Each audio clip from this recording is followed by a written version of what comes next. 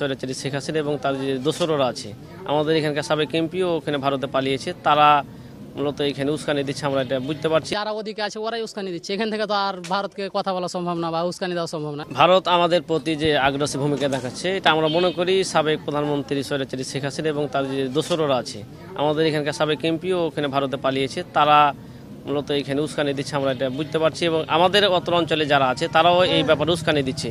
তো আমরা মনে করি তারা অনেক সময় বলে থাকে যে বাংলাদেশ ছোট দেশ, বাংলাদেশের কাছে কিছু নাই, তারা আমাদেরকে যে কোনো মুহূর্তে গিলে ফেলবে বা খেয়ে নিতে পারে, তাদের সাথে লড়ে লাভ নাই। কিন্তু আমরা যারা বাঙালি, যারা আমাদের এই দেশে বসবাস করি, আমরা এটা মনে করি না। আমরা ছোট দেশ হলেও আমাদের শক্তি আছে, সামর্থ্য আছে এবং আমাদের দেশের নাগরিকেরা যারা দেশপ্রেমিক, যারা সীমান্ত এলাকায় বসবাস করি, আমরা চাই এই আধিপত্য রুখে দিতে।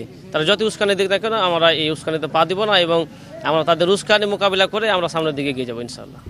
বাজারে তারা নেগেটিভ কথা বলে যে আমাদের দেশের লোকজন ওখানে যায়, এই জন্য তারা হয়তো মারছে, বা আমাদের এই অঞ্চলের লোকজনও অনেকে আমাদের দেশের লোকজনকে দায়ী করেছে যে তাদের দেশে গম কেটেছে বলে তারা মেরেছে। কিন্তু আসলে তাদের দেশের আমাদের লোকজন কোনো গম কাটেনি, তারা অতিরঞ্জিতভাবে এসে আমাদের দেশের গমের ক্ষেত নষ্ট করেছে, তারা ভুট্টা ক্ষেত নষ্ট করেছে, আম গাছ নষ্ট করেছে, বড় গাছ নষ্ট করেছে, তারা অতিরঞ্জিতভাবে এটা করেছে, কিন্তু আমাদের দেশের কেউ করেনি। কিন্তু আমাদের ওই অঞ্চলে যারা তাদের দোসর আছে, যারা ভারতপ্রেমী আছে, তারা বলছে যে না, তারা এটা করেছে।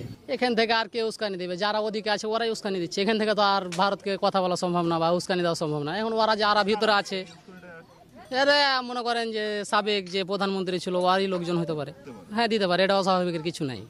ইন্ডিয়াকে তারা সাপোর্ট করছে, ইন্ডিয়াকে সাপোর্ট করে, ওরা বলতে পারে করা সম্ভব। আমরা তো বুঝতে পারি, এখানে তো কত কথা শুনতে পাই, একবার লাগলা কথা, হ্যাঁ, ওরা উস্কানি দিতে পারে, এটা সম্ভব। সাপোর্ট করে তো ইন্ডিয়াকে এখনো সাপোর্ট করে না, লেখো আওয়ামী লীগের লোক।